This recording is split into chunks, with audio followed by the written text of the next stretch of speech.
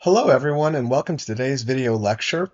Today's lecture is going to be on the gamma function and its convergence.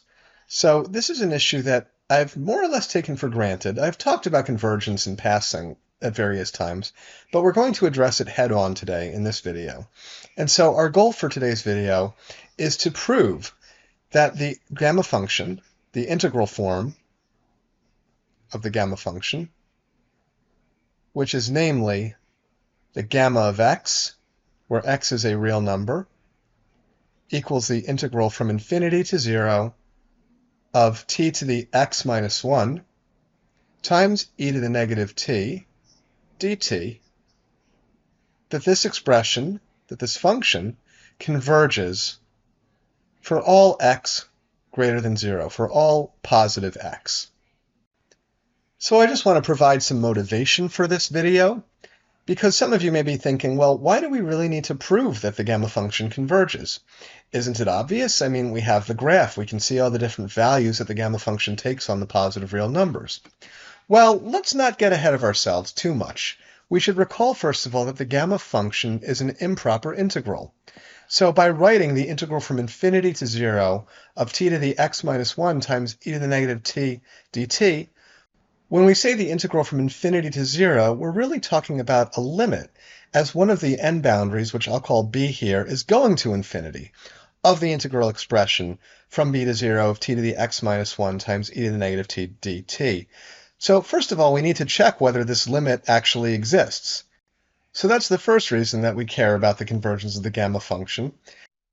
And the second reason is that we also need to consider the convergence of gamma of x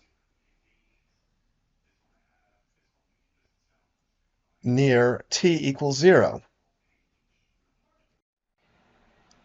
We're going to be particularly worried about the convergence of gamma of x, where x is a number between 0 and positive 1. We'll see why that is in a moment.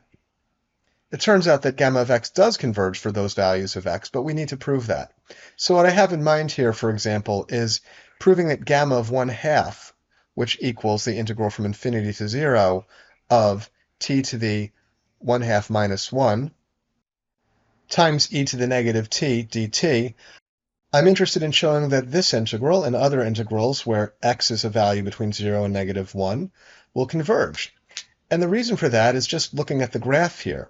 We see that if we graph the function t to the 1/2 minus 1, or t to the negative 1/2, times e to the negative t, well, the integral of that function from infinity to 0 would be represented by the area under this curve.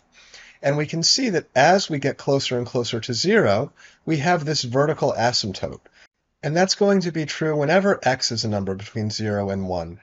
So we need to actually show that this area between the vertical y-axis and that vertical asymptote is actually finite, that it's approaching a limit and not diverging. So the strategy of our proof is the following. We're going to take the integral form of the gamma function and break it up.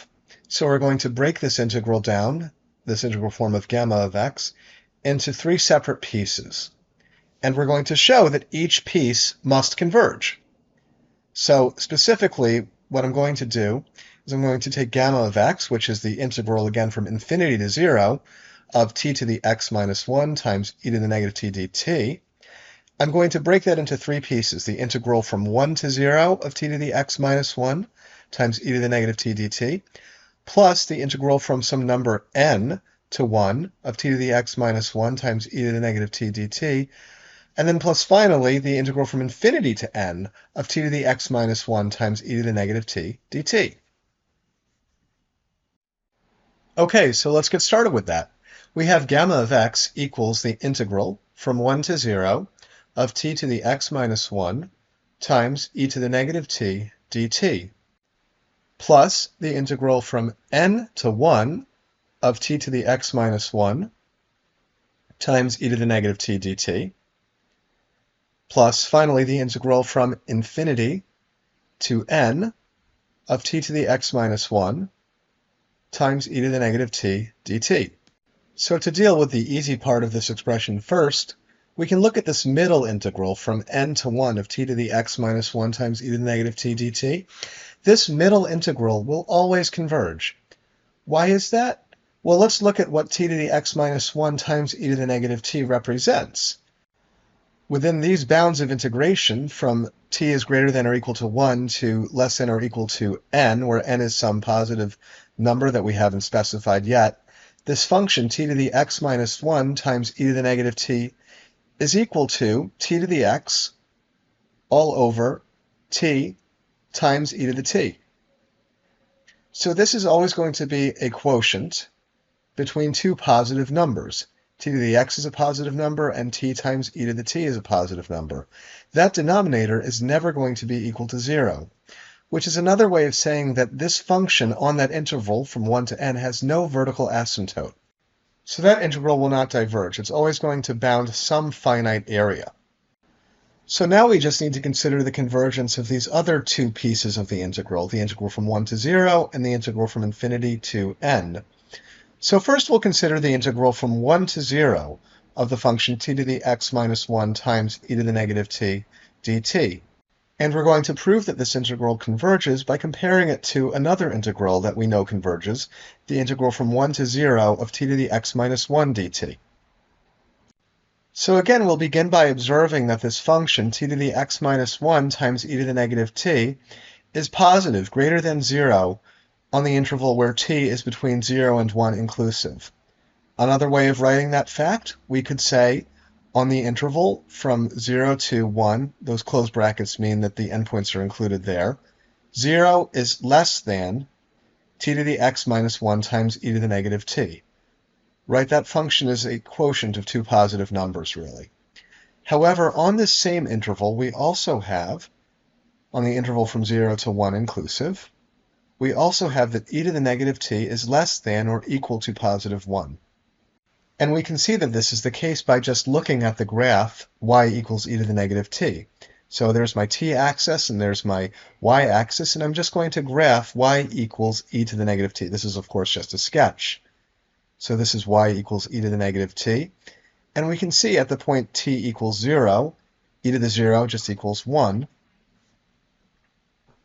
And at the point t equals 1, e to the negative 1, that's just 1 over e. So let me just shade in this piece of the function y equals e to the negative t that we're interested in. This is from t equals 0 to t equals 1. We can see that on that piece of the function, if I draw a horizontal line equal to y equals 1, we can see that e to the negative t is always going to be less than 1 on that interval. Therefore, we can say on the interval, on the closed interval from 0 to 1, t to the x minus 1 times e to the negative t is greater than 0. We saw that already because the function's positive there.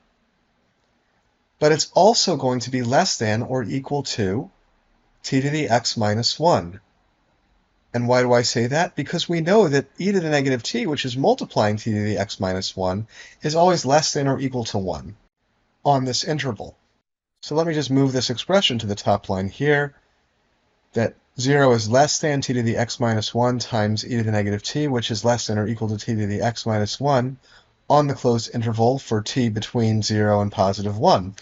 And then when we integrate the terms in this inequality, we get the following. 0 is less than the integral from 1 to 0 of t to the x minus 1 times e to the negative t dt, which is less than or equal to the integral from 1 to 0 of t to the x minus 1 dt. Now, t to the x minus 1, we know how to integrate. That's very straightforward. We know that the integral from 1 to 0 of t to the x minus 1 dt just equals t to the x over x, evaluated at those endpoints at 1 and 0. So that's going to just equal 1 to the x over x minus 0 to the x over x. And because we're only considering these cases where x is a positive number, 0 to the x over x just equals 0, and 1 to the x over x just equals 1 over x. So we've found this integral must lie between 0 and 1 over x, in all cases where x is a positive number.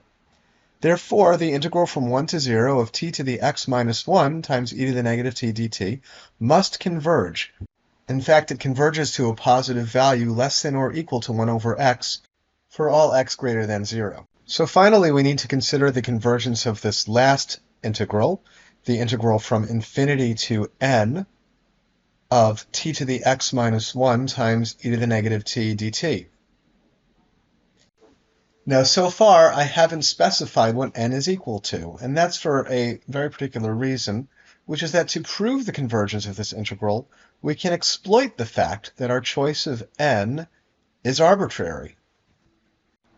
So let's see how this works. I'm going to make a claim that might seem like it's coming out of left field here, but bear with me. I claim that for all x, there exists an n such that if t is greater than or equal to n, then this implies that t to the x minus 1 must be less than e to the t over 2.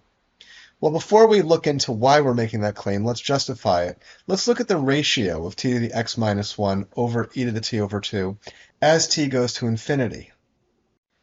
If we evaluate this limit, we can see that it's an infinity over infinity type of expression, which means that we can use L'Hopital's rule to evaluate it. And when we do so, when we successively differentiate the numerator and the denominator in this expression, we see that the limit equals 0. This is a fancy way of saying that the exponential function e to the t over 2 grows much more rapidly than the polynomial function t to the x minus 1. So it doesn't matter what x equals. For some n large enough, when t is greater than or equal to n, it crosses this threshold where t to the x minus 1 becomes less than e to the t over 2. So we can say that for this n satisfying that condition, the integral from infinity to n of t to the x minus 1 times e to the negative t dt must be less than the integral from infinity to n of e to the t over 2 times e to the negative t dt. So I'll just move that up a line. And again, I want to make sure that I'm specifying that this relationship holds true for our choice of n, which was arbitrary, of course, such that t to the x minus 1 is less than e to the t over 2. Well, why is this statement helpful? Look what we have here. We have the integral from infinity to n of t to the x minus 1 times e to the negative t is less than dt is less than the integral from infinity to n of e to the t over 2 times e to the negative t dt. Well, I can combine terms here. E to the t over 2 times e to the negative t, that just equals e to the negative t over 2. And that integral from infinity to n of e to the negative t over 2 dt is very straightforward to compute. That just equals negative 2 times e to the negative t over 2 evaluated at the endpoints infinity and n. So this will equal the limit as t approaches infinity of negative 2 times e to the negative t over 2 minus negative 2 times e to the negative n over 2. Well, if we consider this first term here, negative 2 times e to the negative t over 2 is equal to negative 2 over e to the t over 2. And then if we take the limit as t approaches infinity, that denominator just equals infinity.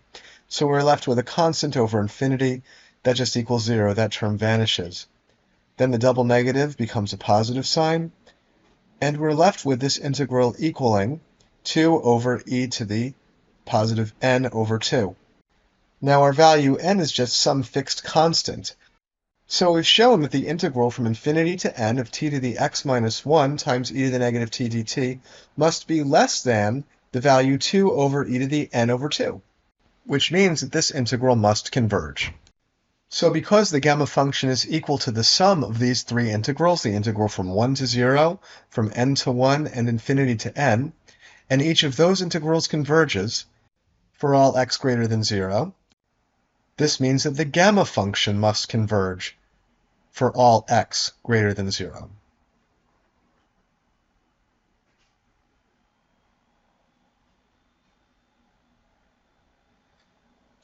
Well, that's it for today, everyone. Thank you so much for watching this video. And if you enjoyed it, please like the video or subscribe to my channel. Thanks again.